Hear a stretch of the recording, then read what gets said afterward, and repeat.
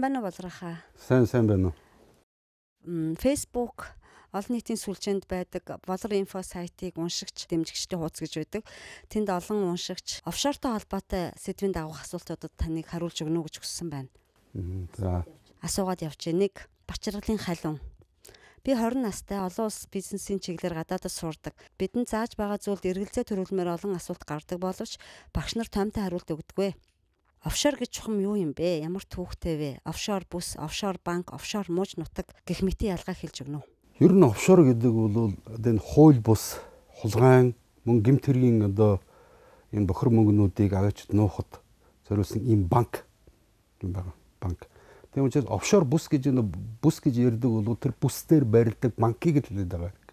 Тэгэхээр угаасаа офшор бүс гэдэг бол одоо Британийн ялангуяа эзэмч ер нь энэ дэлхий дээр бол 65 66 7 тийм офшор бүсүүд байгаа гэж байгаа боловч энэний дилэнх нь бол одоо Английн, Британийн мэдлийн тентхийн бүх улс төр хууль зүйн орчин нь бол бүгдээрээ нэг Британийн энэ шууд харьяа мэдлийн газрууд шүү дээ. Тэгэхээс бол тэнд дотор тэр арал дээр амьдарч байгаа ихэнх улсуудад үндсэндээ тэр арал дээр байж байгаа тэр банкны явуулж байгаа үйл ажиллагаанууд барах хамаагүй юм. Яг бол чинь зүгээр нэг жижиг дундаж офшор арлыг аваад үзэхэд бол тэнд нэг 20-30 мянган хүн амьдардаг байлаа гэж бодоход тэрний нэг 5 мянган л бол тэр офшор банкнд бол ажилладаг. Янз бүрийн офшор банкны үйлчилгээний ажилтнууд, бусад ажилтнууд нь байдаг. Энэ офшор банкыг эзэмшдэг. Тэр офшор банкны гол нь тэр хувь хүртэгч нар нь бол зэрэг тэр арал дээр байдгүй. Тэр бол ихэнх нь энэ Америк, Их Британи, энэ улсууд, Швейцар гэсэн ийм улсуудад өөрснөө байдаг байхгүй. Ер нь офшор гэж юу гэсэн үг юм бэ? Офшор гэдэг бол англи үг шүү дээ. Офшор гэсэн хоёр үг байж байгаа. Оф гэдэг бол ямар нэг юмны гадна талт гэсэн үг байхгүй. Гадна талт. Шор гэдэг бол энийг анх эхлээд энэ далайн орнууд ялангуяа бол Их Британи тэгээ цаашлбал Америк нэгдсэн улс бол энэ санааг анх гэж гаргаж ирсэн учраас офшор бидний манай улсын энэ хуулийн хүрээнээс гадуур гэсэн ойлголт байхгүй. Биднэрт хамаагүй гэсэн ойлголт байгаа тэднэрт. Гэвч тэд нар яг үндсэндээ үнийн хэрэг дээрээ офшор банкнуудын бүх эзэмшигч нар нь бол бенефициарууд гэж ярьдаг. Энэ бол хувь тэндээс нь гол ашгийг нь хүртдэг энэ том олигархууд бол дандаа Их Британийн Америкийн иргэд байдаг байхгүй. Барууны орнууд болон Оросын холбооны улсын офшор бүс мөчийн ялгаа юу вэ гэж асуусан байна. Барууны орнуудын офшор бүсүүд бол саяны миний ярьдаг чинь хууль бус орлогыг нуун дарагдуулах, татвараас зогтох, мөн янз бүрийн гэмт хэрэг, хүн зарах, янхан зэвсгийн хотолтой хар тамхины 8-аас олсон энэ бохир мөнгийг аваачид нуудаг. Манайхан энд нэг зүйлийг хэлэхэд тэнд бол тэр мөнгийг зөвхөн хадгалдаг газар биш ээ. Тэр мөнгө тэр офшор бүсүүдэд байрладаг банк руу ороод тэр тухайн тэр хийсэн хүнийх нь нэр дээрх депозит данс болоод үлдчихдэг байхгүй. Нэггүй депозит данс гэдэг бол тэр хүний нэр дээрх байж байгаа дансны бичлэлт болоод үлддэг. Яг тэр мөнгө нь Америкийн, энэ Английн, энэ Британийн шууд хөрөнгөөр болчихдог байхгүй. Тэд нар мөнгийг аваад ашиглаждаг гэсэн. Тэгээд тэн дээр нь болохтой зөрчсөн зөвхөн тухайн нэг хүний нэр дээр л байдаг тийм дансны бичлэлт байх юм шүү дээ. Тэр мөнгө чинь аль хэдийн яваад бол янз бүрийн үнэт цаас болж хувираад янз бүрийн капиталжуулалт гэдэг юмар яваад энэ банк өнөөдрийн барууны энэ нурах гэдэг энэ санхүүгийн пирамидны нэг тоосоо болоод орцсон гэсэн үг байхгүй юу? Тийм учраас манай улсууд болохоор зэрэг ямар нэгэн офшороос мөнгийг авцруулна энэ тэрийг ялангуяа тэр 17 тэрбум доллар авчрах тэр ямар ч бололцоогүй байхгүй юу? Хизээч тийм мөнгө эргэж орж ирдэггүй. Тийм учраас яагаад гэвэл тэр санхүүгийн пирамид дотроос хэрвээ манай Монголын мөнгө Монголоос гаргасан 17 тэрбумыг сугалчдсан бол тэрнээс чинь дамжаад дериватив янз бүрийн үнэт цааснууд болоод ингээд хувирцсан энэ санхүүгийн пирамид өөрөө нурах учраас тэд нар маш сайн мэдж байгаа байхгүй юм. Тийм учраас угаасаа тэр мөнгийг оруулж ирэх боломжгүй байхгүй. Оросын холбооны улсад офшор бус гэж байд юм уу? Оросын холбооны улсад бол офшор бустай гэдгийг бол би дөөсөө анх удаа шахуу сонсож байна. Гэхдээ би тэрийг бол үзлээ л дээ. Оросын холбооны улсад бол байдаг өглийч гэж бол манайхан яриад байна. Тэгээ мөн халимаг СССР-ийн нутаг дэвсгэрт бол офшор бүсүүд байдаг гэж ярьдаг. Тэр ердөөсөө офшор бүс биш, сонгодог офшор бүс байхгүй. Түрүүч энэ бол Оросын холбооны улсын өөрийнх нь дотоодын компаниудад голдуу зориулагдсан. Татвар бол татвараас зүхтах боломжийг өгдөг. Харин татварын байгууллагад тэр байгууллага улир бүхэн тайлагнадаг тэр одоо бүх үйл ажиллагааг хялбаршуулахад зориулагдсан ийм бол эдийн засгийн чөлөөт бүс гэж ойлгож болно. Энийг л бол одоо офшор бүс гэдэг яриад байгаа. Тэгэхээр тэнд нь яг ямар компаниуд бүртгэлтэй байдсан бэ гэдэг нь үзэгтэй зэрэгт зөвхөн одоо Оросын дотор үйл ажиллагаа явуулдаг тийм хитгэн бол орон нутгийн компаниуд энэ дотор тэр бол өдөөсөө сонгодог офшор бүс биш гэсэн үг байхгүй. Ингэсэн байна. Гонконг, Сингапур зэрэг далайн эрэг дагах Азийн орнуудын офшор бүсүүд хинээ эзэмшлэх юм бол. Тэгэхээр ийм байгаа шүү. 1997 онд бол манайхан сайн санаж байгаа Хонконг нөгөө 99 жилийн дараа бүгд найрамд Хятад улсын мэдэлд буцаж ирсэн шүү дээ. Нөгөө хуучин 99 жилийн өмнө Хонконгийг тэр харт амхны дайны үед бол Их Британийн эзэнт гүрэн эзлээд авцсан байсан өөрөд болсон. Тэгээ тэр хоёр бол одоо 99 жилийн өмнө ямар гэрээ хийсэн гэхдээ зэрэг энэ бүх нутгуудыг одоо 99 жилийн хугацаанд Британи одоо ашиглаж байгаад тэрийг бол одоо тодорхой гэрээний үндсэн дээрээ шилжүүлж өгөх тийм гэрээ хийсэн юм. Яг энэ гэрээний дагуу шилжиж ирсэн. Тэгэхээр манайхан болохоор бол гайхаад байгаа. Өнөөдрийн байдлаар үнэхээр Гонконг бол дэлхийн одоо ялангуяа Нью-Йоркийн Wall Street одоо Лондонгийн Ситигийн дараа орох ийм том одоо санхүүгийн төв мөн. Гэвч тэр одоо Хонконгийн газар нутаг нь одоо Хятадын мэдлийг боловч тэнд явж байгаа эдийн засгийн харилцаа нь 2047 он хүртэл бол Британийн бүрийн мэдлэлтэй байгаа байхгүй.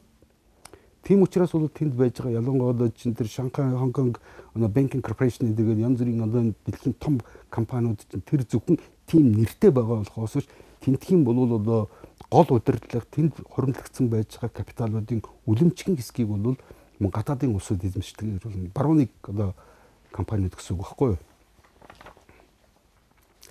Тийм учраас ер нь бол тэгээд энэтэй бас нэг холбогдоод нэг 2 3 юмыг бол хэлье гэж бодож байна. Тэр юу ихтэй зэрэг чинь ер нь Хятад бол сүүлийн үед ялангуяа эдийн засгийн чөлөөт бүс тэгээд энэ офшор бүсүүдийг бол ашиглах юм орлогууд бол хийж эхэлсэн.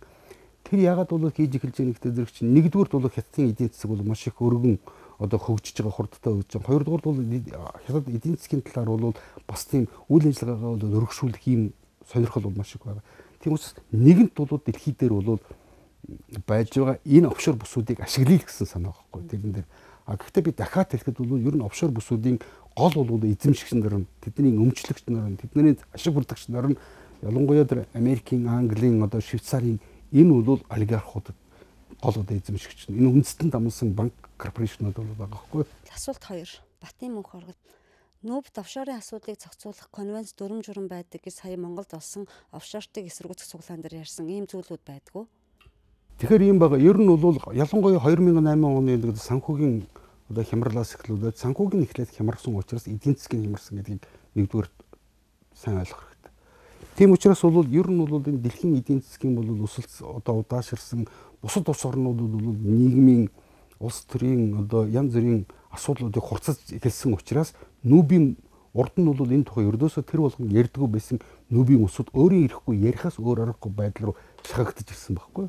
Тийм учраас бол нүүбээс янз бүрийн конвенцууд гаргасан янз бүрийн хурал зөвлөгөөнүүдийг олон хийсэн боловч тэдний яг бодиттой ямар ч үр дүн байхгүй. Өнөөдрийн хувьд бол баг нүүбээс гарсан энэ бол үйл ажиллагааг баг тэг гэж хэлж болно. Нүүб зохицуулж чадахгүй байна гэсэн үг. Ягаад гэвэл нүүб зохицуулж чадахгүй байгаагийн гол нь чинь болохоор нүүбийг бол бид нар одоо юу хит үнэл одоо хэтрүүлэн үнэлж бодоод тэдний тийм чадамжтай байгуулдаг гэж бодоод энэний зүгээр товчхон бит өөхийг ярихад 1944 оны сүүлчээр 45 оны ихөр нөгөө Ялтын гэрээ дараа нь Потсдамын гэрээ гэж бол дэлхийн 2 дугаар дайны дараах 3 одоо дэлхийн 2 дугаар дайнд ялсан гүрнүүдийн Гитлерийн эсрэг одоо тэр коалицийн гүрнүүдийг том хурлууд болсон шүү дээ, баг хурлууд. Тэн дээр бол дэлхийн 2 дугаар дайны дараах энэ ер нь бол олон асуудлуудыг мэдээж тохиролцсон байна. Тэрэн дотор бол ер нь цаашдаа энэ дэлхийн хэмжээний дайн гаргахгүй байх үүднээс улс орнууд бус нутгууд ямар нэгэн тийм дотоод эдийн засаг санхүү одоо бусад одоо зөрчил байдığım бол энийг зөвхөн хэлэлцээрийн ширээний ард гэрээний үндсэн дээр шийдэж байя гэсэн ийм бодлогын үүднээс л нүүбийг байгуулах санаачлалыг тэндээс гэж гарсан байхгүй 1944 оноос. Тэгсэн чинь 1946 онд яг нүүб албан ёсоор байгуулагдах болгоод ирэхдээ зэрэг нь тэрийг Америкийн нэгдсэн улсын одоо Нью-Йорк хотод байгуулахаар одоо тохирсон байгаа. Байгуулах болсон байна шүү дээ. Тэгээд одоогийн нь бол нүг байрлаж байгаа энэ газар маань өөрөө Джон Рокфеллерийн бол хувийнхэн газар дээр байгуулагдсан юм олон улсын байгууллага байхгүй нэгдүгээрт. Хоёрдугаарт өнөөгийн одоо нүбийн үйл ажиллагааны зарлалын үлэмжхэн хувийг Америкийн нэгдсэн улс бол гаргадаг. Америкийн нэгдсэн улс бол бусад одоо нүбийн гишүүн орнуудын нэгэн адил нүбийн гишүүнийхэн татвар гэдэг одоо мөнгийг төсөвтөө суулгаад тэгээд нүүбэд төлдөг. Тийм учраас бол бусад орнууд татвар төлдөг боловч тэр татварын үлэмжхэн хувь нь мөн нэгдсэн үндэсний байгууллагын хэвийн үйл ажиллагааг бол явуулах тэнд ажиллаж байгаа улсуудын одоо ч тэр түшмэлүүдийн тэр бол одоо экспертүүдийн цалин одоо бусад ямиг хангахын тулд чинь Америкийн нэгдсэн улс мөнгөний өгдөг байгууллага маш их өөрөө оролттой байхгүй. Америкийн нэгдсэн улс гэдгийг бол манайхан мэдж байгаа. Энэ бол одоо яг өнөөгийн одоо байдлаар бол ялангуяа хүмүүсийг тодорхой харагдаж байгаа гэж бодож байна л да. Энэ тэр юу гэхтэй зэрэг чинь Дональд Трамп бол одоо чинь их мэдл маш их хязгаарлагдсан байхгүй. Ер нь бол Америкийн нэгдсэн улсын одоо яг ингээд төрийн бүх одоо бодлого хамгийн гол нь төрийн гадаад дотоод бодлого имийг тодорхойлдог улсуудад Кошигны ард байдаг.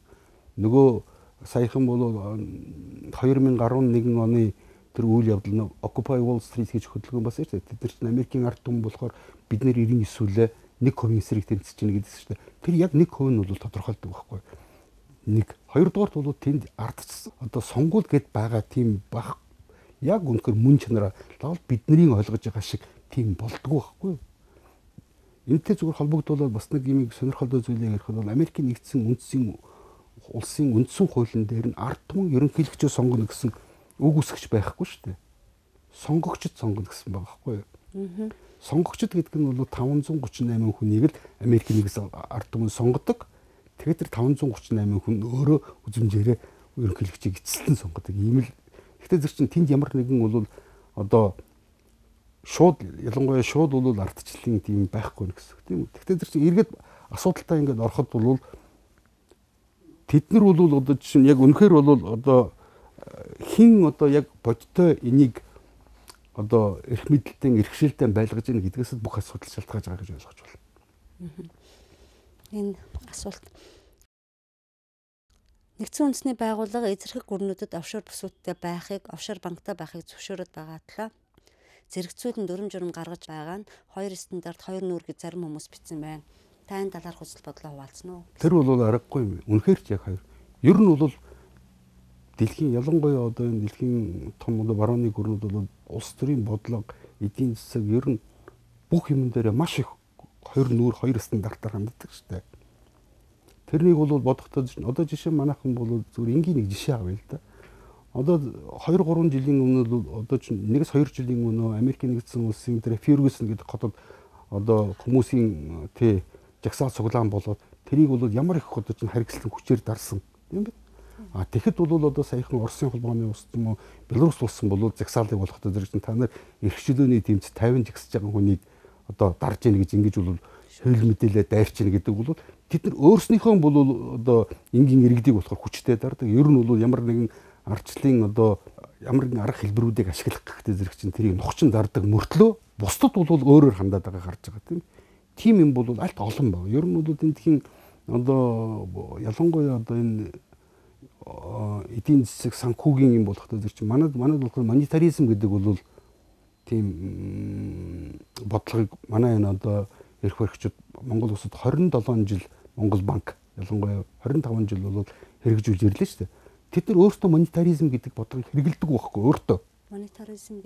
Монетаризм гэдэг чинь эдийн засгийг ганцхан мөнгөний нийлүүлэлтээр удирдна гэсэн ийм онол байгаа байхгүй юу? Чи тэгээд боддоо эдийн засаг гэдэг бол ганцхан мөнгөний нийлүүлэлт биш. Энд чинь маш олон хүчин зүйлээр бол одоо удирдагддаг, зохицож явдаг юмыг ганцхан бол одоо параметрыг нь өөрчлөөд тэрийг удирдах зохицуулах юмш боломж байхгүй юу да. Энэ үндснээрээ ч гэсэн бол монетаризм гэдэг чинь бол бас л худлаа тийм онол байхгүй. Тэднийг өөрсдөө хэрэгэлдэг. Бид нарт бол заавал одоо олон улсын валютын сан энэ дэлхийн банкаар дамжуулаад биднэрт тулгаад байгаа байхгүй. Бид нарт гэсэн чинь зөвхөн өнөөдөр бол Монголын асуудлыг ярьж байна. Гэхдээ ер нь олон улсын ялангуяа энэ жижиг улсуудад бүгдэнд нь тулгаад 30-аар тулгдсан байгаа байхгүй. Асуулт 3. Цэрэнхүү ингэж асуусан байна. Offshore Leaks, Panama Papers зэрэг офшор танастай зарим хүмүүсийг илчилсэн үйл явдлуудын цаана олон улсын ерөн сурвалжлах сэтгүүлчдийн байгууллага бахархалтай ажиллаа гэж манай олон нийтийн мэдээллийн хэрэгслүүдээр ярьсан. Дэлхийн хэд хэдэн оронд үүний дараа нэр бүхий улс төрчид огцорсон. Дэлхийс ирээд хууль бус зүйл хийсэн улс төрчдөөс ангижраад байна уу? Аль эсвэл энэ өөр зорилготой ямар нэгэн зохион байгуулалттай ажиллагаа байсан уу? Тэр юу л да ер нь ингээд хүмүүсийн манайхан бол дэндүү гинэн юм ярьдаг өөрт санагдаж байгаагаараа тийм байгаасаа гэж санагдаж байгаа юм а бодит байдал ярьдаг энэ газар бол газар авлаа л да. Тэр юу хөтө зэрэг чинь ер нь бол одоо чинь манайхны одоо ингээд улсууд ялангуяа офшорын эсрэг бол ингээд тэмцэл хийгээд байгаа энэ улсууд мэдээ тэмцэх нь бол зөв. Гагцгүй тэд нар бол ямар зорилго тавьж байна, ямар арга замаар тэмцэж байна гэдэг нь л гол байхгүй. Аны би бол буруу гэж харж байгаа. Ер нь би түрүү ярьсан офшороос бол бид мөнгө оруулж ирэх болцоо бол байхгүй. Нэгэнт энэ бол Монголын ард түмнээс алдсан мөнгө гэж ойлгож байна. Тэгэд хамгийн гол нь энэтэй холбогдуулаад юм ярих чинь ер нь бол офшор гэдэг одоо бүс чинь өөрөө хэл хавхуулын хамгийн бол одоо чухал тийм сууг нь байгаа байхгүй. Одоо жишээлбэл манай энэ том уул уурхайн том гэрээнүүдэд гарын үсэг зурж байгаа энд нөлөөлж байгаа бүх усуудад хавхуул өгчөд тэрийг нь бол тухайн хүний нэр дээр офшор данс нэгээд тэр данс руу мөнгө хийдэг байхгүй юу? Тэгтээ зэрэг тэр хүнээр бол энд бол үзүүлүүлээд одоо манай зарим улсууд ингэж гэсэн нэгэнт гарын үсэг зурцсан галтрыг яваад өгсөн гэж ярьж байгаа. Тэгэхээр энэ улсууд бол нэг бол эдгээр усан тэнэгүүд нэг бол уран тэрслэгч нар байгаа байхгүй юу? Тийм байдгүй. Ер нь улсын хэмжээнд дотор нэр хүнд энэ гэж тийм байдгүй байхгүй юу? Хэн өөрийнхөө ашиг сонирхлыг хамгаалж тэр хүнийг л хүндэтгдэг. Тэгэхээр одоо зүгээр юу гэдэг бусдыг дагаад миний нэр хүнд унчвал яах юм намайг тэгээд ойлгочихвол юм энэ бол үнэхээр инээдэмт хэрэг гэл гэдгийг дахин хэлэх байна. Тийм учраас бол эргээд нөгөө Панамын асуудал дээр ороход ер нь бол эдгээр би түрүү хэлсэн шүү дээ. Энэ бол тодорхой энэ улсууд гүрнүүд бол энийг эзэмшдэг гэдгийг хэлсэн тийм.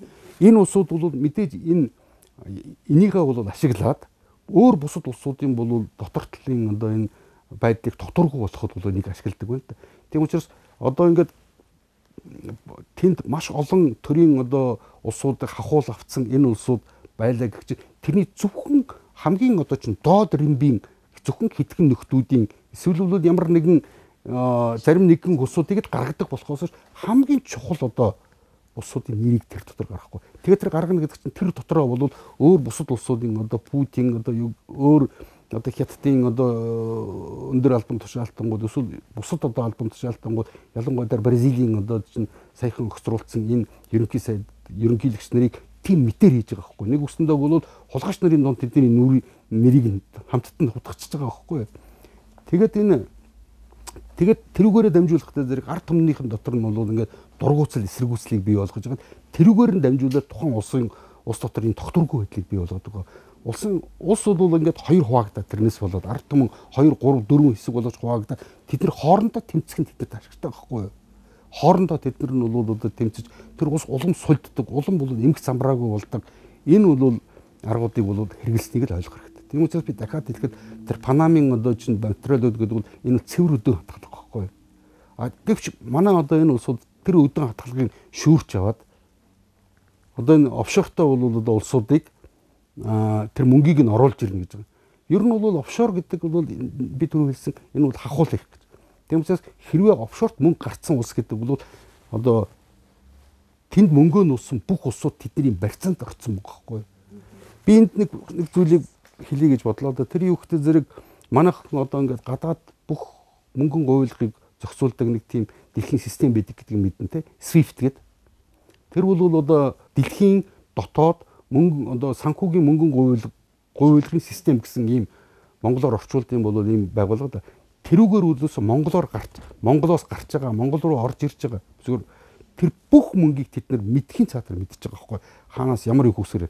Тэгвэл зэрэг чинь бол эндээс одоо чинь хулгайлж гаргасан манай энэ офшорчдын бол хулгайлж гаргасан энэ мөнгө хаанаас хэн яагаад хулгайлсан гэдгийг мэдхийн цаатар мэдчихэж байгаа байхгүй. Тэгэд тэд нар чинь хулгайл болчих нь шүү дээ. Тэгэд өөрийнх нь банк руу хийчихэж байна. Тийм биз? Тэгээд тэр хүний нэр дээр бол данс бичээд тэгээд тэр мөнгийг нь өөртөө ашигласан мөртлөө эргүүлээ тэр хулгай хийсэн хүнийг тэрүүгээр нь эргүүлээд барьцалчдаг байхгүй. Тийм учраас бол ерөнхийд нь офшортой данстай усууд гэдэг бол эх орноосоо бол ургасан усууд гэж ойлгож болох байхгүй. Тэртээ тэр тэдний бол нөлөөний агентууд болсон. Тийм учраас бол хэдэн жилийн өмнө одоо Америкийн одоо энэ том улс төрч хэлсэн байгаа шүү дээ. Тэр чинь одоо ялангуяа Оросын одоо энэ олигархуудад зориулж ер нь бол танахны бол нэг 500 тэрбум орчим бол доллар манай офшор банкнууд байж байгаа.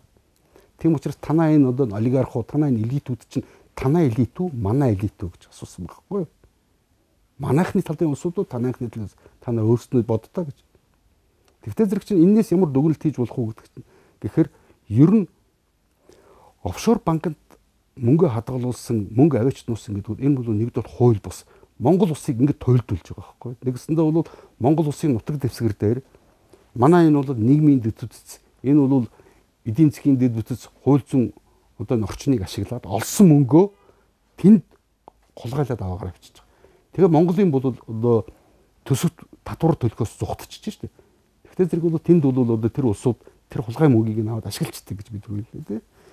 Тэгээд бол тэгтээ зэрэг чинь Монголд бол банкын татвар одоо мөнгөн энэ капиталын бол хомсд маш их үүсдэг учраас улс орн дахин зээл авахаас өөр аргагүй байдал руу улс орныг ард түмнийг түлхээд байгаа байхгүй. Тэгээд тэднээс зээл авахтай зэрэг тэдний өндөр хүүтэй зээл авдаг. Бидний одоогийн өнөөдрийн өдөр тутмын бол одоо манай иргэдийн манай ард түмний энэ бүтээж байгаа одоо хөдөлмөр зүтгэл эрдэм мэдгээр бүтээж байгаа бүх баялгууд хямдраад тэгээд өшөө үлэмж хэсгнүүд тийшээ ингээд гадаад зээлийн одоо үйлчлэгээ гэж яриад байгаа. Гадаад зээлийн төлөв өрийг төлөхөө болоод тэгж яриад байгаа. Ер нь бол одоо чинь банк санхүүгийн ихэнх ойлголтуудыг дандаа тонгоргон хэлээр ярьдаг байхгүй. Тонгоргон хэлээр өрийг үйлчлэх гэдэг зэрэг хүн сайн ойлгохгүй. Тэр чинь зүгээр өрийг нь бол төлж байгаа хүүгийн төлж байгаа байхгүй. Хуулийн хүүгийн торхоо цаг хугацаануудад ингээд хуваацсан тэгээд хүүгээ төлдөг баг. Тэгвэл зэрэг бол ийм бол үйл ажиллагаа явуулчаад дахиад нөгөө Панамын юмтай болох. Тэгчээд энийг эргүүлээд ашигладаг байна шүү дээ. Ойлгож байна уу? Энэ үйл ажиллагаагаа эргүүлээд тэр ард түмэн улс үндэстний эсрэг эргүүлээд ашиглаж байгаа байхгүй юу?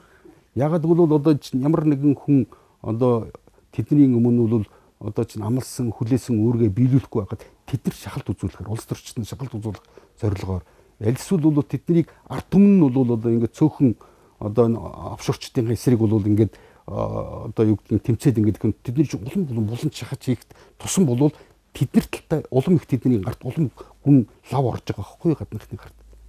Ийм юмнууд хийгээд яваад байгаа гэдгийг бид нар ойлгох хэрэгтэй. Тийм учраас бол би ерөнхийдөө офшорын эсрэг бол тэмцэж байгааг ердөөсөө бургуушааж үүсгэж байгаа юм шиг. Гагцхүү өнөөгийн ардчилсан дэглэмтэй Монгол тогтсон 1990 оноос хойшсан ардсан дэглэмийн нөхцөл энэ капиталист харилцааны энэ бол орчинд энийг шийдэх ямар ч арга байхгүй байхгүй. Гэхдээ бид арга бий. Хэрвээ солидын бол энэ бүх бол ардсан дэглэмийг бид өөрчлөх хэрэгтэй байна. Энэ бүх эдийн засгийн санхүүгийн бүх харилцааг бид өөрчлөх хэрэгтэй. Ингээд ярьдсан бол маш том асуудал байгаа учраас мэдээж энийг бүхнийг одоо дэлгэрэнгүй ярих тийм болцоо хомс байна л да. Одоохондоо Солонго ингэж асуусан байна. Оросын албаны улсын ерөнхийлөгч Путин гадаадад офшор данс эзэмшигчтэй гадагш гаргасан мөнгө эх орондоо авчир гэдэг шаардлага тавиад үр дүнд нь мөнгө нь буцаж ирсэн гэж манайд ойр дэх хэрэгт боллоо. Гэтэл зарим хүмүүс офшорчдын мөнгийг эргүүлэн авч чадсан түүх дэлхийд байдаггүй гэдэг. Тань талаар. Тий, би тэр усуудтай санал нэг байна. Би л одоо 20 жил бол энийг бол судалж байхдаа бол би тийм нэг тохиолдлогч би мэдэхгүй. Офшороос ягаад гэвэл тэр чинь ер нь бол банк санхүүгийн байгууллага гэдэг чинь бол капиталжуулалт гэдэг нэг ойлголт байдаг байхгүй.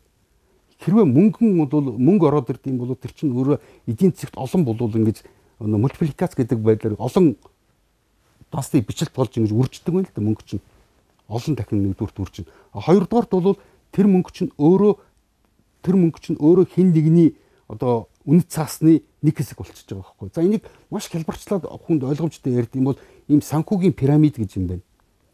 Тэр пирамидын болоод нэг тоосго болоод орцсон. Нэг юм уу 2 3 тоосго болоод орцсон гэсэн үг байхгүй юу?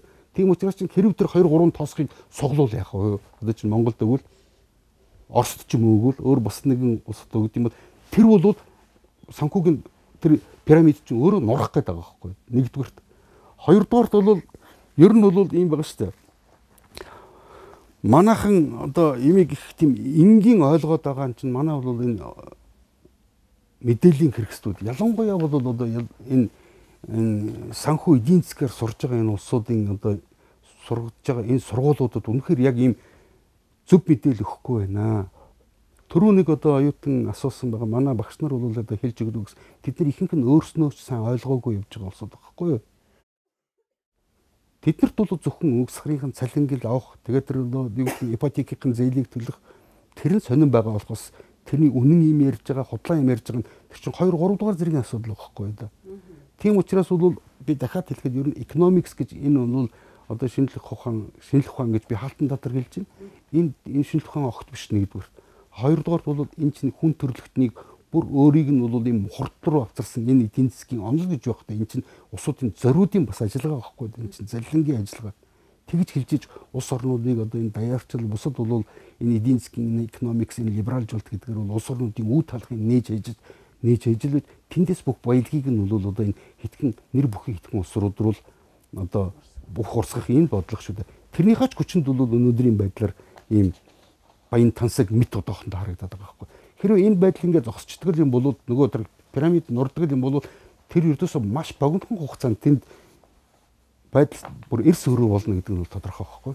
Оросд бол Путин одоо Оросын олигархууд үндсэндээ нэг 500 тэрбум орчим доллартай тэнцэх хэмжээний мөнгийг бүр Ельцины үеэс Оросын бол зөв толгойдоос гэсэн энэ задралын хувьчлаа сулгаалсан асар их мөнгийг бол тийшээ гаргацсан. Барууны эдийн засгийн нэг хэсэг болгоо тэр мөнгөөрөө эргэлдэж байгаа байхгүй да. Тэр зөвхөн дансны бичлэгтүүд болцсон. Тийм учраас энэ мөнгийг одоо Путин оруулж ир гэдэг ийм шаардлага тодорхой одоо хугацаатай шаардлага тавьсан шүү дээ. Тэрэн дотроос ямар нэгэн бол дөрвтэй ямар өөрчлөлт гараагүй байхгүй эндээс. Боломжгүй. Ер нь бол ихэнх бол би зүгээр судлаачийн миний өөрийн санал тэр хэзээ ч эргэж ирэхгүй мөнгө байхгүй. За ингэж асуусан байна. Жижиг бизнес дунд болж өргөжих гэхээр гадны хөрөнгө оруулагчдын тавьдаг шаардлагад тэр компаниг офшор бүсэд бүртгэлтэй байх ёстой гэдэг гэх юм аа. Бас олон улсын хөрөнгийн биржээр IPO хийж байгаа компаниг мөн л офшорт бүртгүүлэх шаардлага тавьдаг гэх юм. Ийм асуудал байдгүй учир шалтгааныг тайлбарлаж өгөөч. Тийм, ер нь бол ийм байгаа шүү дээ. Ямар нэгэн улсад бол орж ирж өөрийнх нь ялангуяа тэр ард түмний амьдралын хамгийн гол бол амин сүнс болох мөнгө санхүүгийн систем гэдэг чинь заавал мөнгөнийхэн одоо шунал гэдэг утгаар биелэхгүй нэг хүмүүсийн мөнгө гэдэг бол хүн бүхний хичээл зүтгэд хөдөлмөр зүтгэдийн эцсийн үр дүн илэрхийлж байгаа энэ имийг л өөртөө ашигтай байдал руу шилжүүлдэг байна л да. Тэхийн тулд чинь эхлээд тэр улсыг бол тэр улсын өөрийнх нь үндэсний мөнгөнд тэмдэгтийг доллартай маш хүчтэй уйчиж байгаа. Тэгэд тэр эдийн засгийн бүх харилцааг бол доллараар баримжаалт хийдэг болгочихж байгаа байхгүй юу? Доллараар баримжиж одоо бол манай дээр байрны үн одоо бүх дандаа машины үн ерөн зүгээр үл хөрөнгийн үн томхон бол 8 хэлцлүүд чинь бүгдээрээ доллараар баримжаатай явж байгаа шүү дээ. Нэгдүгээр. Хоёрдугаарт бол одоо төв банкны бол систем ингээд байгуулагдсны дараа болохтой зэрэг гадаадын нөгөө монетарист үзэл санааг ингээд манай эрх хэрэгчид ингээд явуулаад багтаа зэрэг чинь Монголын аж ахуйн нэгжүүдэд хямд урт хугацаатай зээл олдохоо болчихж байгаа байхгүй юу. Тэгвэл зэрэг бол томхон компани нь гадаадд гараад ингээд гадаадаас хямд их өсвөртэй урт хугацаатай юм зээл авах ингээд ирээд очихтой зэрэг тэд нар болохтой зэрэг чинь Монголын одоо энэ компанийг өөрийнхөө эрх зүйн тэр орчинд орж иргэсэн ийм шаардлага тавьдаг. Одоо юу гэдгийг бид нар танарт мөнгө зээлэх гэж байгаа бол та нар манайх бол одоо манай энэ бол эрх зүйн орчинд орж ирэх гэсэн энэ шаардлага тавьдаг. Энэ эрх зүйн шаардлага тавина гэдэг бол энүүгээр нь эргүүлээд нэгдүгürt бол Монголын капиталын гадагш нь зөөж байгааг нэг том үе таалгач нь энэ байж байгаа. Хоёрдугаар болоход зэрэг энэ компаниг бол явандаа бол өөрийн болох ихнийхээ алхмыг хийчихэж байгаа байхгүй юу?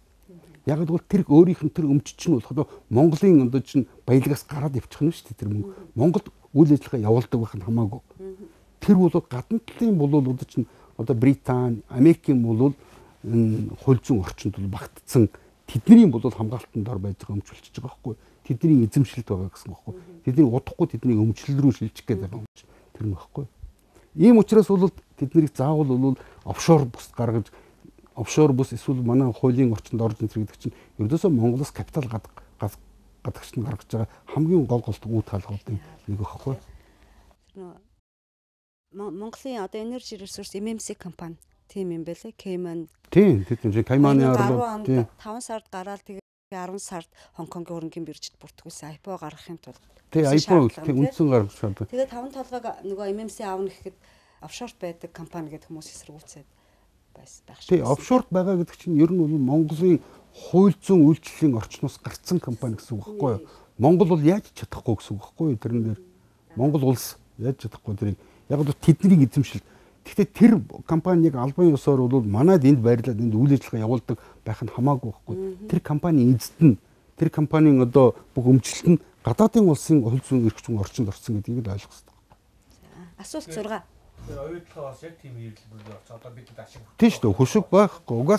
Угаасаа тэд нар бол бид нарыг өөртөө адилхан хүн гэж боддоггүй байхгүй.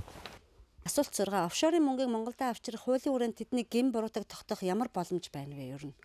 За авчирч бол болохгүй гэсэн тийм ээ. Тий. Тэгэхээр одоо ягаад гэхдээ зэрэг чинь ер нь бол бид нар манай одоо ингэ ардчлагч нар гинэн улсууд ярихдаа чи Монгол улс бол сүүлийн 300 жил олоог эрхчлөөгөө олсон одоо гэж бол бид нар их ярьдаг шүү дээ. Огт тийм биш байхгүй. Хэрвээ Монгол улсыг өнөөдөр одоо тусгаар тогтносон ус муу юм уу гэдээ ингээд үзэхдээ зэрэг чинь манай мэдээллийн орчинд явагдаж байгаа бүх юм бол гадаадын ямар ч мэдээлэл бол бүрэн нээлттэй байгаа. Ямар ч одоо чинь тий юу ч манай одоо телевиз, радио тэгээд сонин бүх юмнууд нь ихэнх нь дандаа гадаадын контентууд байгааг та нар ажиглаж байгаа. Гэхдээ зэрэг чинь энэгээр бол бид нар мэдээллийн ямар тусгаар тогтнол байхгүй. А хоёрдугаар манайх одоо соёлын тусгаар тогтнолын хувьд арай да. Өнөөдөр бол одоо манай залуучууд юунд бол одоо ингээд шүтээд юу хэнийг дуурайгаад байгааг ингээд харддаг юм бол манад ямар нэгэн соёлын болоо тусгаар тогтнол бас байхгүй гэж хэлж болж байгаа. Ягаад бол тэнд гарч байгаа бүх ихэнх одоо энэ нэвтрүүлгүүдийн одоо тэр хэлбэр зохион байгуулалт бусад бол бүх юмыг чинь дандаа гаднаас хуулсан тийм байж байгаа. Хоёрдугаарт бол ер нь бол манай одоо энэ FM радио станц энэ төр чинь дандаа гадаадын дуунууд маш их юмсан. Тэд нар мэдээж байж бол гэхдээ би эдгээр бол хитрхи бүр дэндүү төрцөн байгааг л их үеэлсэн байж байгаа. А хоёр бас ингээд түрүү бол ярихад манай ердөөс банк санхүүгийн хувьд Монгол улс тусгаар тогтнолтой юм уу гэдэг асуудал тавигдсан зэрэг түрүү ярьсан. Биднэрт бол одоо бусад одоо боловсролын тусгаар тогтнол байна уу гэхэд боловсролын тусгаар бүрэн байхгүй болсон бол мэдж байгаа. 10 жил дунд бүх юмыг бол хөтөлбөр одоо энэ төслийн нэрээр бүгднийг нураагаад самраад одоогийн манад одоо төлбөр нэгсээд байгаа боловч чанар нь бол уруудаад байдаг. Яг ийм уруу хамааралтай болгоцсон боловсролыг. Өнөөдрийн болов хүүхэд залуучууд оюутнууд гэдэг чинь Монголын маргаашин ард түмэн гэдгийг тэд нар мэдхийн чадвар мэдж байгаа байхгүй юу. А тэгэд ер нь бол энэтэй холбогдуулаад ингээд ярихад тэд нар бол хүн төрөлхтний ихэнхийг бол яг чухам яг миний энэ яриад байгаа гол юмнуудыг хэлж өгдөг юм л да. Зөвхөн өөртөө яаж ажиллах уу гэдэг энэ системд яаж үйлчлэх үү гэдгийг зааж өгдөг байхгүй юу. Тэгээс тэнд эрдэм зааж эрдэм мэдлэг өрдөөсөө зааж өгдөг. Би ер нь тэгээд энэтэй холбогдуулаад хэлэхэд манайхан хэрвээ гадаадд сурах гэж байгаа улс бол зөвхөн техникийн мэдлэгийг л техникийн боловсролоор сурах хэрэгтэй гэж би боддог. А тэднэрт бол техник, технологи тэнд авах юм би мэдээж бол зөвхөн тэрэндэн сурна. А тэгэхээс бол одоо эдийн засаг, янз бүрийн бизнес, нийгмийн ухааны талаар бол тэнд ердөөсөө шаардлага байхгүй. Даашаа энэ бол хортой. Манайд бол алстай энэ уршигтай байхгүй.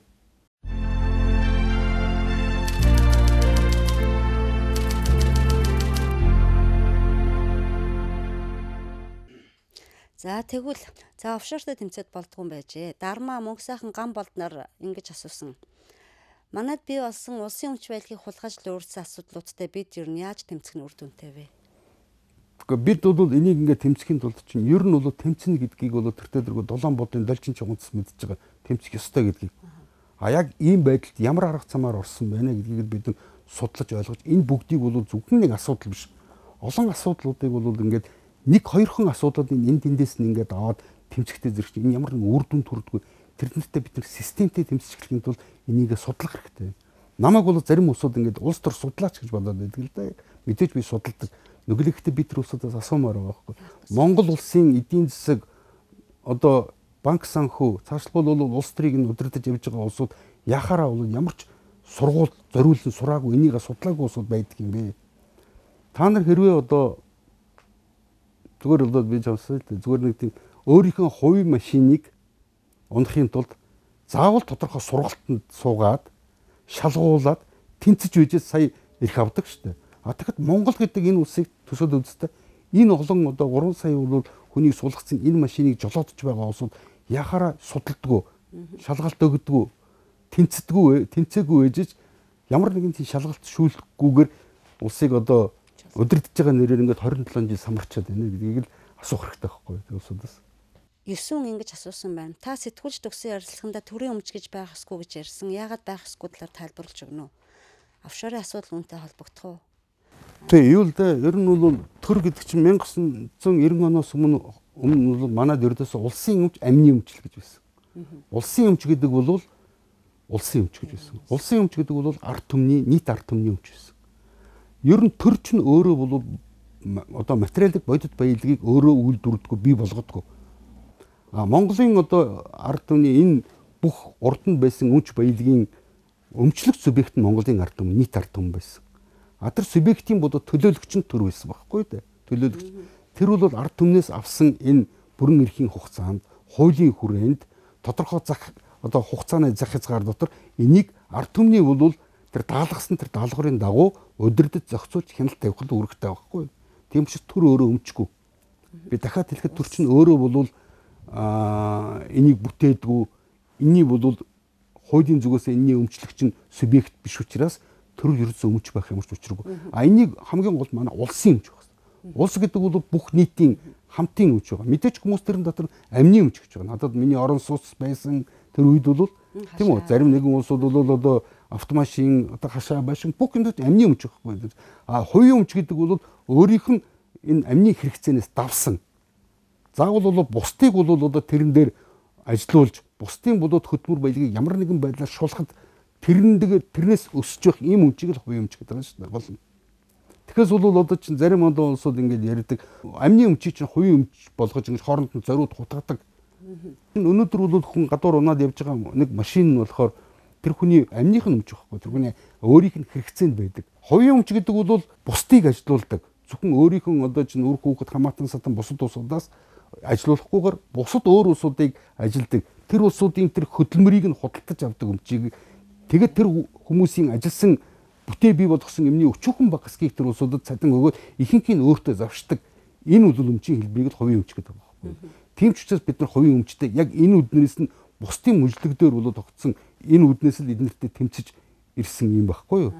Тэгэхээс бол одоо юу гэдгийг ер нь бол одоо юу гэдгийг энийг одоо зарим нь хэлэхэр багт эн чинь Маркс ингэж үгүй дээ. Энэ бол хүн төрөлхтний түүхэд бол урд нь ч байсан, одоо Марксийн үед ч байсан, дараа нь ч байсан, одоо ирээдүйд ч яг ийм л болно.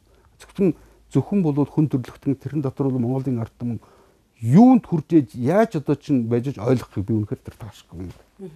Тэгэхээр таны хэлснээр юм ба штэ төрийн өмч гэж хэрвээ байх юм бол тэр төр дээр байгаа хэдэн хүмүүсийн хувийн болчих гээд байна уу? Тэгэлгүй яг тэр улсууд чинь зөвхөн хүмүүсийн одоо хүмүүсийн саналаар тодорхой хугацаанд орж ирдэг. Тэгээ тэр баялагийг бий болгоогүй улсуудын өмч болчих гээд байна шүү дээ. Тийм байна. Захиран зарцуулалттай зарах одоо. Тийм болчиход байгаа байхгүй. Тэрийг бол тэгээд ялангуяа ингэсэн байж байгаа. Ер нь бол төрийн өмч гэдэг ойлголт чинь хийж байгаа гэсэн 90-ад оны бол ихэд ялангуяа 92-3 оны үдээс маш хүчтэй яригдж ирсэн төрийн өмчийн хороо. Гэхдээ зэрэг чинь Монгол улсын Монголын ард түмэн нийт ард түмний улсын өмчийг хулгайлахын тулд ихлээр тэр чинь нэрийг солилцож байгаа байхгүй юу? Төрийн өмч болгочихж байгаа. Тэгээд төрийн өмчийг харж байна энэ муухай улсууд эдгээр бол төр бол дандаа бол одоо муу менежерүүд байдаг. Тийм учраас хувьд өгөх хэрэгтэйгээд тэгээд үндсэндээ гадаадынхны дэмжлэгтэйгээр ингээд худалдаад хулгайлцсан. Ер нь бусад орнуудад ховчлолыг хулгайчлал гэж ярьдаг шүү дээ. Тэр бол гарцаа бий болонтой санал нийлж байна. Тийм. Өөрсдөө хөвчлөл гэдэг үг чинь ч гэсэн их сонин тийм ээ. Тэгээ хөвчлөл гэдэг үг чинь бол цэвэр зохиомол үг байгаа шүү дээ. Тийм байна. Ажилчлал, одоо юу гэдгийг ямар нэгэн үлдэн чилэл гэдэг нэмэл ардчлал гэдэг чинь бүгдээрээ зохиомолтын санаанд багхгүй. Яг ардчлалыг хэрвээ одоо удамжинд гараад ингээд хүмүүс асуудсан бол 100 хүмүүс асуудвал магадгүй тэрний одоо 100 өөрөөр ойлгож явж байгаа. Одоо хөвчлөл гэдэг үг чинь өөр ямар ч юмд хэрэглэгдэж болохгүй үг байна шүү дээ. Тэгэлгүй яах юм бэ? Зөвхөн тийм л ганцхан функцтэй. За дараагийн асуулт Дамбын Жинжиргал ингэж асуусан байна. Гадны ямар улс байгууллага бидэнд туслах бол гаднаас тусламж авалгүй бид улс орноо офшорчд хулгайчдаас, луурчдаас салгаж хөл дээр нь босгож чадах болов уу? Тэгэхээр энэтэй бол яг ер нь бол улс орны нэг манайхан бол мэдээ тусгай би бол тусгаар тогтнолын төлөө байна. Нүглэгдээ тусгаар тогтнолыг бид нэр энэ олон тусгаар тогтнолуудын би олон хэлбэрүүд байдаг гэж ярьдаа. 5-6 бол хэлбэрийн энэ тусгаар тогтнол. Тэдний бол хамгийн гол бид нар тусгаар тогтнол бол бид нар өнөөдөр бид нар ямар нэгэн зэвсэг хийж чадах өөртөө. Бусад улс орнууд яахад одоо ингэ зэвсгээ ялангуяа Америкийн нэгдсэн улсуудад дэлхийн бусад бүх улсуудыг нийлүүлснээс ч илүү хэмжээний одоо мөнгийг жил бүхэн өөртөө зарцуулдаг шүү дээ. Тэгсэн мөртөө тэд нар асар хэмжээний өртөг дэлхийн бүх хүмүүс мэдж байгаа. тэр мөнгийг зүгээр л одоо оргуу хоосноос мөнгө хэвлээд бий болгочихж байгаа байхгүй. Тэгээд одоо чинь Америкийн цэргүүдийг болохтой зэрэг чинь хятад хийсэн хувцсаар бол одоо бүгдийг хангачиж जैन тийм үү? Одоо юу гэдэг зэвсгийг нь бол нэг өөртөө зарим нэгийг нь ихэнх ус ер нь тэгээд энэ бүх мөнгөөрөө бол дэлхийн бусад улсуудаас мийн худалдаж аваад өөрийнхөө армийг одоо хангаад тэр армиуд нь эргээд энэ улсуудыг хүлцэнгүй барьж байгаа байхгүй. Ийм л ер нь энийг бол бид нар энэ дэлхий манай энэ бол дэлхийн нэртэй энэ гариг бол одоо ямар нөхцөл байдал ямар зарчимд бол баригдчихэд хүлэгдчихэд баглагдчихэд байгааг бид нар ойлгож ухаарах хэрэгтэй байхгүй. Гаднаас тусламж авахгүй улс орноо. Ер нь бол ийм шүү дээ. Гаднаас тусламж авна гэдэг бол бид нартай яг адилхан тийм нөхцөл байдал байж байгаа. Энэ бол улс орнуудтай, энэ ард түмнүүдтэй бид нар хамт энэ тэмцлийг нэгдэх хэрэгтэй. Тэгжил ижил Монгол улс гарна. Тэгээс би дахиад хэлэхэд өнөөдрийн энэ ардчсан дэглэмтэй ийм эдийн засгийн харилцаа нь бол капиталист ийм болов тогтолцоонд энэс гарах ямар ч арга байхгүй. Гэхдээ бид нар бол энийг гаргахын тулд өөрөөсөө шалтгаан өгөхийг хийх хэрэгтэй. Яг л манай улс үндэстэнд биднэрт өөрсөнд манай өр хүүхдэд хойч ирээдүй байхгүй гэсэн үг байхгүй. Хэрвээ энэ байдлаараа цааш байвал энэ бол Монголын өнөөдрийн бол Монгол одоо ингээд тогтцсон байж байгаа энэ дэглэм бол мэдээж энэ одоо энэ дэглэмийн энэ тогтолцооны энэ харилцааны үед бол нэг хэсэг мөнгөтэй болсон улсууд байж байгаа. Улсын өмчийг бол одоо байсан өмчийг бол ховчлаад авсан энэ бол олигархууд бол байж байгаа. Мөн бол Монголын ард түмнээс маш их хэмжээний мөнгийг бол гадагшин дотгошин хулгайлаад зовчулсан юм мөнгнүүд байж байгаа. Эднэр л яг энэ тогтолцоог хадгалж үлдэхийн тулд тэмцээд байгаа байхгүй да гол нь. Эднэр чинь яг бол ардчлалтай нэг чөлөөт эрхчлөлтөй байхтай биш байхгүй. Хамгийн гол нь тэр өмчгийг тэр хулгайлцсан өмчөө бол барьж үлдэхийн төлөө тэмцэл байхгүй. Тийм учраас л одоо өмчийг хувьчилж авлаа. Коммунистууд гэж яриад байгаа. Эднэр бол ердөөсөө нэг бол усан тэнгүүд, нэг бол урагш нар л байгаа. Өөр хүн байхгүй. Би бол тэгж л харж байна. Эрдэнэтбаатар ингэж асууж байна. Та санхүүч эдийн засагч хүн. Өнөөгийн эдийн засаг мөнгө санхүү офшорын асуудлаар ном судалгааны бүтээл бичиж байгаа юу? Хизээ хэвлүүлэх вэ бичиж байгаа бол? Үгүй ийм л дээ. Тэгэхээр би бол одоогоор бол яг бичиж байгаа бол юм алга байна. Гэхдээ ер нь бол би цаашдаа бичих санаа байна. Гэхдээ би хизээ гэж амлчныг төрөл мэдэхгүй. Хоёрдугаарт бол хүмүүс илүү ном гэхээсээ илүү урд нь бол миний өөрийн одоо вебсайтн дээр байж байгаа юмнуудыг унших хэрэгтэй. Урд нь гаргасан миний 10-аад бол орчуулгын ном байж байгаа. Энийг бүгднгийн сайн уншиж, дахин уншиж, ойлгож унших хэрэгтэй. Хүмүүстэй ингээд ярихтай зэрэг уншсан гэдэг ойлгох чинь тэднэрт ямар нэгэн ойлгосон тийм сэтгэл лав надад төрдөг. Тэд нэг бол одоо дутуу уншсан байна, нэг бол ердөөсөө уншаагүй байна гэсэн ийм л сэтгэл таа маань хоцорддог л доо надад. Сая 3 дугаар сарын 31-нд офшор эсрэг чагсаалт Сүхбаатарын төлбөр зохион байгуулсан. Тэгээ тэрийг одоо Монголын ард түмэн бол их ихтгэл найдвар өгөөд их дэмжсэн. Тэндээс их юм гордож байгаа. Та энэ талаар юу гэж бодож байна? Тэгэхээр ер нь бол Монголын ард түмэн өөрийнхөө одоо улс үндэстний ашиг сонирхлын төлөө ингэж нэгд тэмцэж байгаа нь үнэхээр сайшаалтай хэрэг. Ер нь зөвхөн тэр би тэрийг бол ямар нэгэн байдлаар одоо сулруулах тийм бол бодол надад алга байна. Тэгсэн.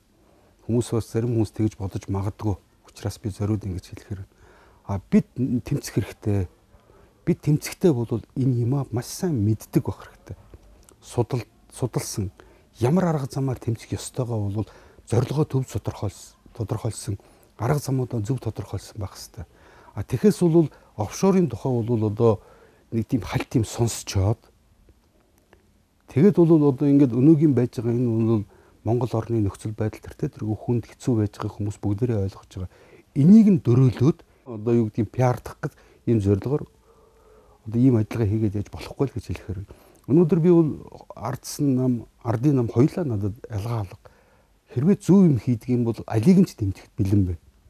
Гагцхүү бол манай улсууд нөгөө офшорын би түрүү ярьсан байгаа офшорынхны ийм өдөө хатгалт байна шүү дээ. Зарим улсуудын нэрийг оруулаад тэгэд нийгмийг зордно хаглан хуваах хооронд нь бол үл эвдрэх энэ бүлгэлүүд болж хуваана гэдэг бол манай улсын нөгөө нийт ард түмний манай үндэсний тэр чөлөөлөх тэр хөдөлгөөний энэ цаашдын ирээдүйд маш хорхогролтой. Нэгэнт хүмүүс бол одоо тэгэд хилцсэн бол ихэнх хүмүүс тэрнээсээ ухардаг байхгүй юу? Буруу байсан ч гэсэн буруугаараа одоо зүтгээ дуустдаг. Ийм энэ талаас нь хардсан бол маш их хорхогролтой юм ажиллагаа гэж бодож байна. Тийм учраас дахиад хэлэхэд Тэр дотор бол одоо ингээд харж байхад яг зарим нэгэн улсууд таньдаг улсууд харагдчихлаа. Тэр чинь 1990 оноос хойш ардчсан хувьсгал гэдэг энэ хувьсгалаас хойш явуулсан бүх юмны үр дүн өнөөдрийн энэ байдалд хүрэгчээд байгаагаа одоо хүртэл ухаар цэхэргүй явж байна гэдэг энэ байдлыг нь харахад үнэхээр харамсмаар халгалмаар байгаа байхгүй юу. Тэгэд өөр гаднаас өгсөн энэ өдөн хатгалтаар манайгийн одоогийн бол байж байгаа энэ юм бүр хэцүү байдал руу оруулах гээд байгаа. Энэ бол бүр тогтворгүй болгож Монголын одоо ард түмнийг олон хэсэг болгож хувааж улс орноо бол өөрснөө ямар нэгэн тийм тодорхой зорилго төлөвлөгөө байхгүй хэрнээ ингэж явж байгаа нь бол үнэхээр бас учир дутагдaltaй байна л да. АТО-ийн ч өөрийнхөө байр суурийг хамгаалаад офшорчд хүртэл бүр илүү өөр байдалд очих нь ш. Ингээд тулах нь байна тийм үү? Тэгнь. Тийм учраас ер нь бол офшорд байгаа улсууд бол мэдээж хэлсэн энэ улсууд бол гадныхан тэр гаргасан хулгай хийсэн мөнгөөр аль хэдийн барьцаалагдсан улсаа гэдгийг бид нар хатаа ойлгох хэрэгтэй. Тэр улсууд чинь нэгдүгürt бол мөнгөөр нь барьцаалсан байгаа. Хоёрдугаар тэр худалдаа хийсэн тэр мөнгийг зурчулсан ямиг бол тэд нар маш сайн мэдж байгаа учраас тэрүүгээр нь тэр улсуудыг бүрэн барьцаанд оруулсан байгаа. Тэгээд тэр улсаар дамжуулаад Монголын төрийн одоо энэ шийдвэр манай улсын дотор талын энэ хууль тогтоомжийн одоо энэ батлах энэ процесс бол маш их хүчтэй гадны нөлөө тэрүүгээр дамжиж орж ирдэг баг. Тийм учраас бол хэрвээ гадны талд бол ямар нэгэн ийм одоо асуудалд орсон офшортой холбогдсон энэ бол олигархуудыг Монголын төрөөс нэгдүгürt бол холдуулах, зайлуулах хэрэгтэй байхгүй эднэрт. Тийм тэгжээж л бол манайхны бол одоо энэ тэмцэл бол зайлуулахдаа жишээлбэл одоо ингээд саяын ийм аргаар хэцүү би дахиад хэлэхэд ер нь бол бид нар зайлуулна гэдэг чинь нөө маргааш хийчихэж байгаа тийм асуудал биш л дээ. Энэ бол бидний бас нэг тавих олон зорилголт одоо тэр зорилгодоо хүрэх олон зорилтуудын нэг нь л багхгүй да. Нэг нь байж байгаа. Тийм учраас энэ улсууд өөрсдөө нэгдүгürt биш. Энэ улсууд ямар нэгэн нөхцөл байдлаа судлааж ойлгоогүй байна. Өнөөгийн бол одоо чинь энэ банк санхүү, эдийн засаг, улс төрийн одоо энэ яг бодит бол бодлогыг бол ердөөсөө судлаагүй байж байна. Энэ улсууд тэгэд тэд нар чинь өөрснөө бол эндээс ямар нэгэн арга замаар зурчулсан мөнгөөрөө барьцаалагдсан байж байгаа. Энэ улсууд бол биднийг ямар сайн сайхан юмд хүрэхгүй гэдгийг би дахин хэлэх байна л да. Ер нь бол эргээд тэнд дэмжиж очисон хүмүүс бол бүгд ингэж бодсон бид нар. Тэр бид нар ингэ шаардвал тэр мөнгийг буцаага өгчих юм байна. Тийм учраас би дахиад хэлье. Манайд бол 27 жил энэ явж ирсэн энэ мэдээллийн орчин энэ бол бүрэн одоо гадны бүрэн хараад. Ердөөсөө гадны одоо энэ суртал ухуулгын тарих угаалгын бол бүрэн цагаан хоолойд болоод хувирцсан байна. Нэгдүгээр. Хоёрдугаар манай бүх энэ дээд сургуулиудын ялангуяа бол эдийн засгийн талын сургуулиудын улс төрийн нийгмийн талын сургуулиудын чинь бүгдээрээ бүрэн гадны мэдлэлд ороод 27 жил болсон учраас манай улсууд маш их юм олон юм мэдэхгүй байгаа байхгүй бодтой юм. Тэдний хүмүүсийн толгой дотор хүн өөрөө өөрийнх нь толгой дотор зурцсан нэг тийм үлгэр дотор л амьдраад байгаа байхгүй. Тийм учраас бол бид нар одоо энийг ингээд дүгнээд хэлтiin бол тэр бодит байдлыг мэдэхгүй байж байгаа улсуудын ямар нэгэн юм хийх хэрэгтэй гэдэг байгаа. Тэгэхээр бол би дахиад хэлэхэд ер нь энэ улсуудад эцсийн бүлэгт нь бол ер нь эцсийн үр дүн хамаагүй юм шиг харагдаад байна л. Над би бол тэгж ойлгож байна өөрийнхөө. Актив мэдээ тэмцэх нь зөв энэ гарт. Гагцуу тэмцэхдээ бол хиний төлөө яах гэж юуны төлөө тэмцэж байгаа юм бэлээ гэдэг тодорхой зорилгоо тавиад зорилтуудаа тодорхойлоод арга замаа тодорхойлж ингэж л бид нар тэмцэх хэрэгтэй. Ер нь ч тэгээд тэмцэл гэдэг бол бидний өнөөгийн бидний амьдрал мөн Монгол улс үндэстний ирээдүйн хувьцаа бидний хойрч үрсэн одоо ирээдүйн амьдрал хувьцааны асуудал учраас энэ заавал бол тэмцэх ёстой. Энэ дээр би дахиад хэлэхэд юмаа бид нар бол ухаарч мэдж зорилгоо зөв тодорхойл биднэртэй ажил төстэй байж байгаа энэ ард түмнүүдтэй бид нар хүчээ нэгтгэж ингэж л тэмцэх хэрэгтэй. Хариуцлагатай тэмцэхгүй бол. Хариуцлагатай тэмцэх гэсэн. Эцсийн дүнд бол ерөөс ард түмэндээ мэдээллийг хангалттай өөрчлөлтийг жоохоор мэдлэгийг нэмэх хэрэгтэй. Тий. Тэгжээж энэ тэмцэл үр дүнд хүрэх боломжтой болох нь шүү. Тий. Тийм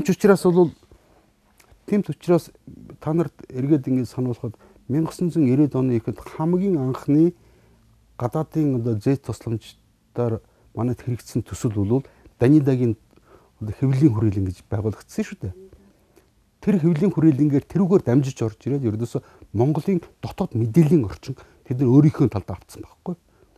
Тэр цагаас хойш өчнөн олон 27 жил явхад манай улсууд чинь тэдний бүр одоо энэ суртал ухуулгад нь бүр чанагдаад ингээд тэгээд тэд нар чинь бодит байдлыг ойлгох ихэнх нь чадваргүй болцсон байгаа байхгүй. Тэр л бол маш ноцтой асуудал. Тэгэхээс бол биднэрт энэ байдал энийг засахын тулд юу гэдэг чинь эхлээд бид нар мэдээллийн орчинг бол үндснийхэн өөрийн мэдэлд авах хэрэгтэй. Монгол улсуудын өөрсдийнх нь бол мэдэлд авах хэрэгтэй. Би бол гадны ямар нэгэн юмыг төлөөлж байгаа ш. Би бол монгол хүн, би Монголын одоо ард түмэнтэй Монгол үндэсний хувь заяатай би өөрийнхөө хувь заяаг ойлгодог учраас миний бас энэ хийж байгаа бүхэн миний тэмцлийн хэлбэр л гэж бас ойлгож байна. Тэгээд ер нь Монголын энэ мэдээллийн орон зайг ингээд ажиглаж байхад зарим хүмүүс маань замар би бол тэр улсуудыг ухар мөчөд улсууд гэж хэлэх гэж байна. Ямарваа нэгэн асуудалд хандахдаа энэ нь ардчсан намынх уу, ардын намынх уу гэдэг ганцхан энэ шалгуураар асуудалд маш хандж байгаа нь энэ бол үнэхээр зөөлөн хэлэхэд гинэн цаашлуулж хэлж юм энэ тэнэглэл байна. Тийм учраас Монгол хүн бүхэн энэ хоёр улс төрийн намын аль зөв хийсэн зөв арга хэмжээг нь дэмжих хэрэгтэй. Бусад арга буруу хийж байгаа арга хэмжээг нь бид нар буруушааж энийг эсэргүүцэх ёстой. Тэгэхээс бол асуудлын гол нь бол ерөөсөө ардсан нам, ардын намда байгаа юм биш байх. Мэдээж энэ дотор бол их оронч сайн сайхан одоо бодолтой усуд байгаа гэж бодож байна би найдаж байна. Тийм учраас асуудалд хандж байгаа энэ өнцгөө эргэж хараач. Энэ асуудалд бид нар ямар одоо бодол сандаар энэ өнөөдрийн бодол энэ гүнзгий энэ нүхэнд унчаад байгаа. Бид нар энээс өөр байдлаар сэтгэж үжил өөр илүү гүнзгий өргөн масштабтай сэтгэж үжил энэ нүхнээс гарах боломж бүрдэж байгаа. Тэгэхээс хуучин одоо байсан энэ мэдлэгийнхаа хүрээнд одоо боддсон бол энэс гарах ямар ч нөхцөл байхгүй. Яг энийг чинь олон ард түмэндээр туршаад бүр юм технологи арга болгоцсон байгаа байхгүй да. Эднэр дээр бидний одоо чинь ямар нүүдэл хийхийг хараад эдгээр бол нөгөө тал маань гэдэг чинь би бол одоо глобалны бол би барууныг хэлж штэ. Бидний ямар нүүдэл хийхэд дараагийн үйл бэлэн байгаа байхгүй. Тийм учраас асуудлаа маш сайн судлах хэрэгтэй бид нар өөрснөө. Тэгжээж бид нар бол биднэртэй адилхан ийм улс орнуудаа, улс гүрнүүдтэй бид нар хамтарч тэмцлийн хамтдаа хийх. Тэгжээж л үр дүн. Тэгэхээс бол монголчуудын одоо тусгаар тогтнолтой улсууд ер нь бол энэ дэлхий дээр нэг юм бомбын орн байдаг ер нь тусгаар тогтнолтой л гэж өөрийгөө зарласан бүх улсууд одоо адилхан эрхтэй байдаг гэвэл энэ бол том эндүрэл байгаа. Энэ өнөөгийн бол энэ манай дэлхий дээрх одоо энэ улс төр эдийн засаг санхүүгийн энэ бол тогтолцоо бол хэн хүчтэй зөв гэдэг энэ бол зарчим дээр тогтсон гэдгийг ойлгох. Тийм ч учраас Америкийн нэгдсэн улс жил бүхэн бол 670-аас 1 триллион хүртэл бол долларыг зөвхөн одоо юу цэрэг дайныхын энэ зардал зарцуулж байна шүү дээ. Би дахиад хэлэхэд энэ дэлхийн бусад бүх улсуудын жилд батлан хамгаалалтаа зартуулдаг зардлаас илүү мөнгийг Америк айрамдан энэ цэрэг дайныхын ажиллагаанд зарцуулж байна. Энэ юу гэсэн үг вэ гэдгийг та нар сайн эргцүүлээд бодоод үзэх хэрэгтэй байхгүй. Тийм учраас бол өнөөгийн би дахиад хэлэхэд өнөөгийн ардсан дэглэмтэй ийм капиталист бол эдийн засаг санхүүгийн харилцаатай энэ нөхцөлийн хүрээнд бол бид нар эндээс гарах боломж байхгүй. Зарим гингэн улсууд яриад байгаа. Ардчлалыг бид нар буруу одоо байгуулсан. Одоо зөв ардчлалаа бол эднэр бол эрээ цэрээгүй худлаа бурж байгаа байхгүй. Ардчлал гэдгийг тэд нар зүгээр одоо чинь өөрийнхөө ашиг сонирхлыг хувийн ашиг сонирхол зүтгүүлж байна. Мэдээж зарим улсууд нь бол одоо энэ өнгөрсөн жилийн энэ дампуурлаас бол өчнөө юм одоо завшсан өчнөө юм бол халаассан усуд бий л дээ. Тэд нар яг тийм нэг зүтгүүлж байгаа. Тэгэхээр тэд нар бол одоо бүх нийтийн ардчлалын төлөө Монголын ард түмэн бүгдээрээ сайхан амьдрахын төлөө биш. Тэр чинь нөгөө хулгайлсан өмч хөрөнгөөл тэрнтэйгээ зууралдсан л тэрийг хамгаалах гэсэн л арга шүү дээ. Тийм ч учраас бол зарим нэгэн улсууд бол нам дамжиж байна. Энэ бүхэн чинь бол цаанаа бүгд учир утгатай. Энийг бол манайхан маш сайн ойлгож байгаа. Ер нь тэгээд бол би хамгийн гол нь энэ тэмцлийн эхний үе шат бол ард түмний сэхэр ухаарлын шат байх хэрэгтэй гэж би харж байгаа. Тэгээс бол би ямар нэгэн хүнийг ятгах байгаа биш. Зүгээр бодит байдгийг чинь нүдэ нээгээд тий одоо чихээ онгойлгоод сонсоо. Тэгэд хүн бүхэн бол заавал улс үндэснийхэн төлөө Монголын эх оронч гэдэг чинь хүний зөвхөн сэтгэлээр байдгүй. Эх оронд сэтгэл байх хамгийн гол эх оронд зүтгэл байдаг. Бодиттой юм хийх хэрэгтэй. Энэ гагцгүй энэ бол бидний нөгөө үндэсний эрх чөлөөний хөдөлгөөний хамгийн гол амин сүнс нь байх хэрэгтэй гэж би харж байна да.